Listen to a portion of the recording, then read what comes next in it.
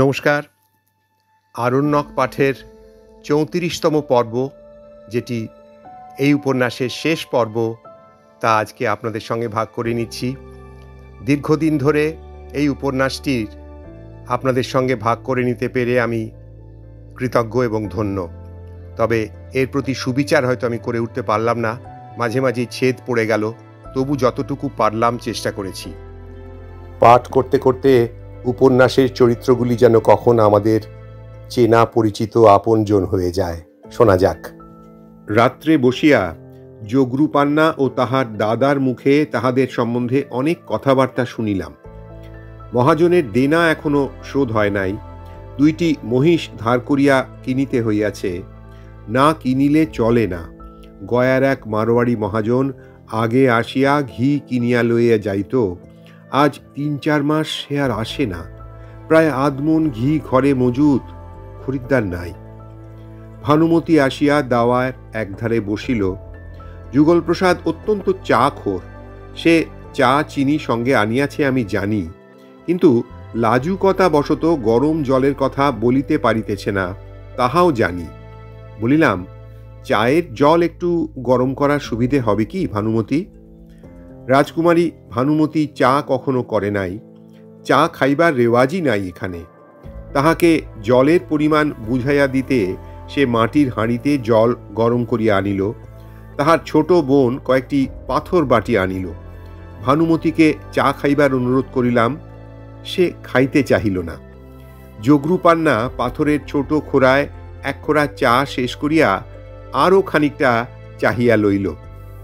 চা খাইয়া আর সকলে উঠিয়া গেল, ভানুমতি গেল না। আমায় বলিল, কদিন এখানে আছেন বাবুজি? এবার বড় দেরি করে এসেছেন, কাল তো যেতেই দেব না। চলুন আপনাকে কাল ঝাঁটি ঝর্ণা বেরিয়ে নিয়ে আসি। ঝাঁটি ঝর্ণায় আরও ভয়ানক জঙ্গল, ওদিকে বড্ড বুনো হাতি, অনেক বনময়ূরও আছে, দেখতে পাবেন। চমৎকার জায়গা, পৃথিবীর মধ্যে এমন আর নেই। ভানুমতির পৃথিবী কতটুকু জানিতে বড় ইচ্ছা হইল। বলিলাম, ভানুমতি, কখনো কোনো শহর দেখেছ? না বাবুজি। 2-1টা শহরের নাম বলো তো।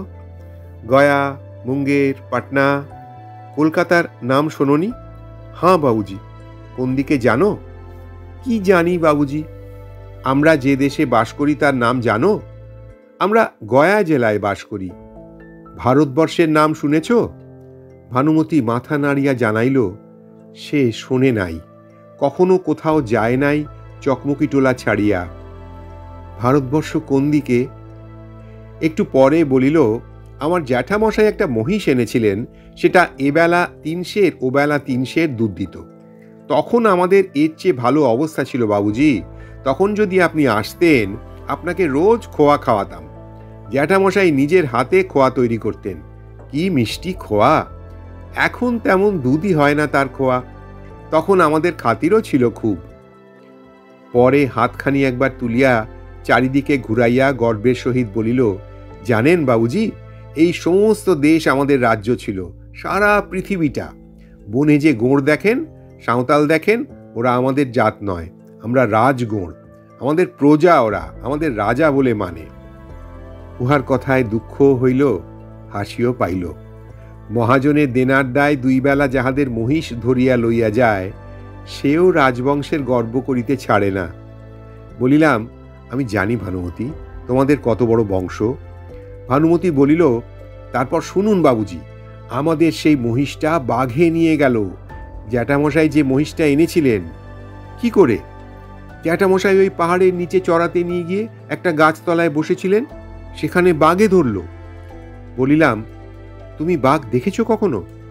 ভানুমতি কালো জোড়া ভুরু দুটি আশ্চর্য হইবার ভঙ্গিতে উপরের দিকে তুলিয়া বলিল, বাঘ দেখিনি বাবুজি। শীতকালে আসবেন চকমকি টোলায়, বাড়ির উঠোন থেকে গরু বাছুর ধরে নিয়ে যায় বাঘে। বলিয়া এসে ডাকিল, নিচনি, নিচনি, শোন। ছোট বোন আসিলে বলিল, নিচনি, বাবুজিকে শুনিয়ে দে তো, আর বছর শীতকালে বাঘ রোজ রাতে আমাদের উঠোনে এসে কি করে বেড়াতো। যোগরু কাকা একদিন ফাঁদ পেতেছিল, ধরা পড়ল না। পরে হঠাৎ বলিল, ভালো কথা বাবুজি, একখানা চিঠি পড়ে দেবেন। কোথা থেকে একখানা চিঠি এসেছিল, কে পড়বে এমনি তোলা রয়েছে। যা নিচনি, চিঠিখানা নিয়ে আয়, আর জগরু কাকাকেও ডেকে নিয়ে আয়। নিচনি চিঠি পাইল না।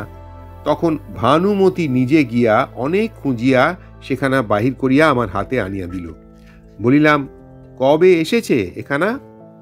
ভানুমতি বলিল, মাস 6-7 হবে বাবুজি, তুলে রেখে দিয়েছি, আপনি এলে পড়াবো। আমরা তো কেউ পড়তে পারি নে। ও নিচনি, জগরু কাকাকে ডেকে নিয়ে আয়, চিঠি পড়া হবে, সবাইকে ডাক দে।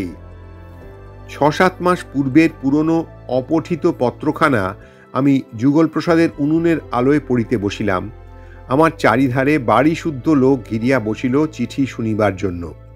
চিঠিখানা কায়েথি হিন্দিতে লেখা, রাজা দব্রু পান্নার নামে চিঠি। পাটনার জনৈক মহাজন রাজা দব্রুকে জিজ্ঞাসা করিয়া পাঠাইয়াছেন, এখানে বিড়ি পাতার জঙ্গল আছে কিনা, থাকিলে কি দরে ইজারা বিলি হয়।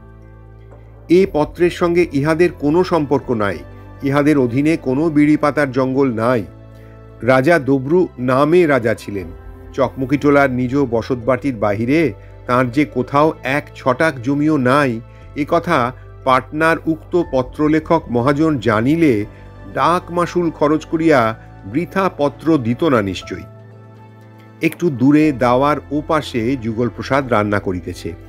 তাহার কাঠের উনুনের আলোয় দাওয়ার খানিকটা আলো হইয়াছে। এদিকে দাওয়ার অর্ধেকটায় জ্যোৎস্না পড়িয়াছে, যদিও কৃষ্ণপক্ষের আজ মোটে তৃতীয়া।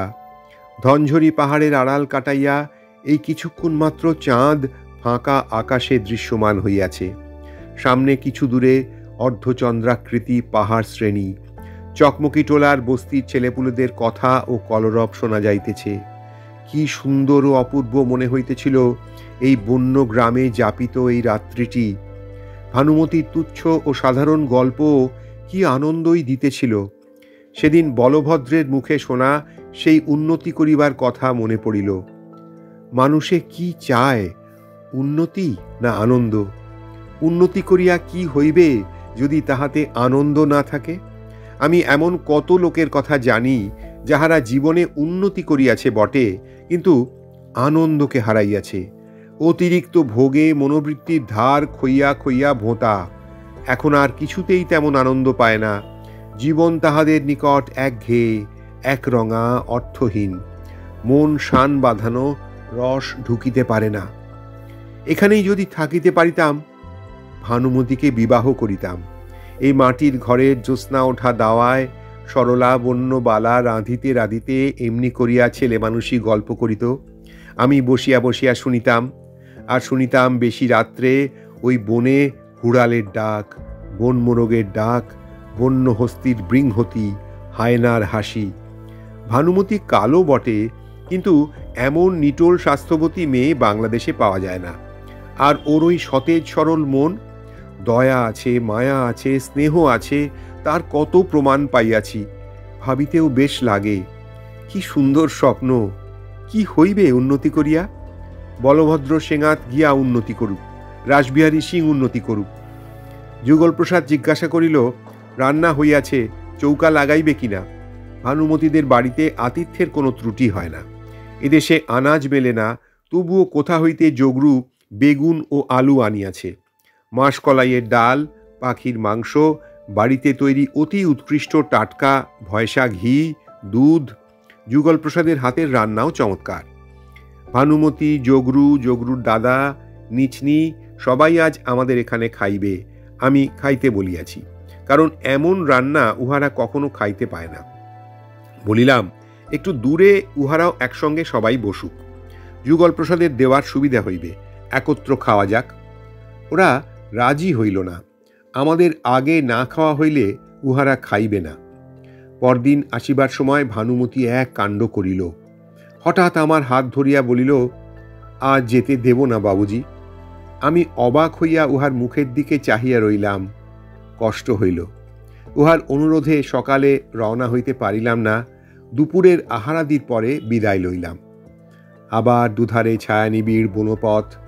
পথের ধারে কোথাও রাজকুমারী ভানুমতি যেন দাঁড়াইয়া আছে। বালিকা নয়, যুবতী ভানুমতি। তাহাকে আমি কখনো দেখি নাই। তার সাগ্রহ দৃষ্টি তার প্রণয়ীর আগমন পথের দিকে নিবদ্ধ। হয়তো সে পাহাড়ের ওপারের বনে শিকারে গিয়াছে, আসিবার দেরি নাই। তরুণীকে মনে মনে আশীর্বাদ করিলাম। ধনঝড়ি পাহাড়ের জোনাকি জলা নিস্তব্ধ প্রাচীন ছাতিমপুলের বন ও অপূর্ব দূরছন্দা সন্ধ্যার আড়ালে বনবালার গোপন অভিসার সার্থক হোক। মহালে ফিরিয়া সপ্তাহখানেকের মধ্যেই সকলের নিকট বিদায় লইয়া লবটুলিয়া ত্যাগ করিলাম। আসিবার সময় রাজু পাঁড়ে, গণরি, যুগল প্রসাদ, আশরফি টিন্ডেল প্রভৃতি পালকির চারিধার ঘিরিয়া পালকির সঙ্গে সঙ্গে লবটুলিয়ার সীমানার নূতন বস্তি মহারাজ টোলা পর্যন্ত আসিল। মটুকনাথ সংস্কৃতে স্বস্তিবাচন উচ্চারণ করিয়া আমায় আশীর্বাদ করিল। রাজু বলিল, হুজুর, আপনি চলে গেলে লবটুলিয়া উদাস হয়ে যাবে। প্রসঙ্গক্রমে বলি, এদেশে উদাস শব্দের ব্যবহার এবং উহার অর্থের ব্যাপকতা অত্যন্ত বেশি। মকাই ভাজা খাইতে খারাপ লাগিলে বলে, ভাজা উদাস লাগছে। আমার সম্পর্কে কি অর্থে উহা ব্যবহৃত হইল ঠিক বলিতে পারিব না। আমার বিদায় লইয়া আসিবার সময় একটি মেয়ে কাঁদিতেছিল। আজ সকাল হইতে আসিয়া সে কাছারির উঠানে দাঁড়াইয়াছিল। আমার পালকি যখন তোলা হইল তখন চাহিয়া দেখি সে হাপুস নয়নে কাঁদিতেছে। মেয়েটি কুন্তা। নিরাশ্রয় কুন্তাকে জমি দিয়া বসবাস করাইয়াছি। আমার ম্যানেজারি জীবনের ইহা একটি সৎ কাজ। পারিলাম না কিছু করিতে সেই বন্য বালিকা মঞ্চির। অভাগিনীকে কে কোথায় যে ভুলাইয়া লইয়া গেল। আজ সে যদি থাকিত, তাহার নিজের নামে জমি দিতাম বিনা সেলামিতে। নাড়া বৈহারের সীমানায় নকছেদির ঘর দেখিয়াই আরও ওর কথা মনে পড়িল। সুরতিয়া ঘরের বাহিরে কি করিতেছিল। আমার পালকি দেখিয়াই বলিয়া উঠিল, বাবুজি, বাবুজি, একটু রাখুন। পরে সে ছুটিয়া আসিয়া পালকির কাছে দাঁড়াইল। ছনিয়াও আসিল পিছু পিছু। বাবুজি, কোথায় যাচ্ছেন? ভাগলপুরে। তোর বাবা কোথায়? ঝল্লুটোলায় গমের বীজ আনতে গিয়েছে। কবে আসবেন? আর আসব না। ইস, মিথ্যে কথা। নাড়া বৈহারের সীমানা পার হইয়া পালকি হইতে মুখ বাড়াইয়া একবার পিছন ফিরিয়া চাহিয়া দেখিলাম। বহু বস্তি, চালে চালে বসত, লোকজনের কথাবার্তা, বালক বালিকার কলহাস্য, চিৎকার, গরু মহিষ, ফসলের গোলা। ঘন বন কাটিয়া আমি এই হাস্যদীপ্ত শস্যপূর্ণ জনপদ বসাইয়াছি ৬-৭ বৎসরের মধ্যে। সবাই কাল তাহাই বলিতেছিল, বাবুজি, আপনার কাজ দেখে আমরা পর্যন্ত অবাক হয়ে গিয়েছি। নাড়া লবটুলিয়া কি ছিল আর কি হয়েছে। কথাটা আমিও ভাবিতে ভাবিতে চলিয়াছি। নাড়া লবটুলিয়া কি ছিল আর কি হইয়াছে। দিগন্তলীন মহালিখারূপের পাহাড় ও মোহনপুরা অরণ্যানীর উদ্দেশ্যে দূর হইতে নমস্কার করিলাম। হে অরণ্যানীর আদিম দেবতারা, ক্ষমা করিও আমায়। বিদায়। বহুকাল কাটিয়া গিয়াছে। তারপর 15-16 বছর বাদাম গাছের তলায় বসিয়া এইসব ভাবিতেছিলাম। বেলা একেবারে পড়িয়া আসিয়াছে। বিস্তৃত প্রায় অতীতের যে নাড়া ও লবটুলিয়ার আরণ্য প্রান্তর আমার হাতেই নষ্ট হইয়াছিল, সরস্বতী হ্রদের সে অপূর্ব বনানী, তাহাদের স্মৃতি স্বপ্নের মতো আসিয়া মাঝে মাঝে মনকে উদাস করে। সঙ্গে সঙ্গে মনে হয়, কেমন আছে কুন্তা, কত বড় হইয়া উঠিয়াছে সুরতিয়া। মটুকনাথের টোল আজও আছে কিনা, ভানুমতি তাহাদের সেই শৈলবেষ্টিত আরণ্যভূমিতে কি করিতেছে, রাখালবাবুর স্ত্রী ধ্রুবা, গিরিধারীলাল, কে জানে এতকাল পরে কে কেমন অবস্থায় আছে। আর মনে হয় মাঝে মাঝে মঞ্চির কথা। অনুতপ্তা মঞ্চি কি আবার স্বামীর কাছে ফিরিয়াছে, না আসামের চা বাগানে চায়ের পাতা তুলিতেছে আজও। কতকাল তাহাদের আর খবর রাখি না।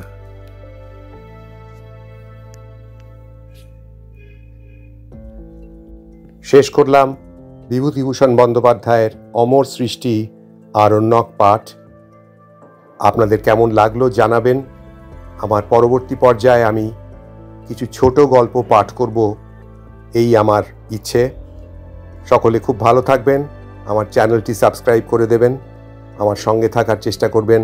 তাহলে আমি আরেকটু বেশি উৎসাহ পাব এমন সমস্ত অবিস্মরণীয় রত্ন ভাণ্ডার আপনাদের সঙ্গে ভাগ করে নেওয়ার জন্য।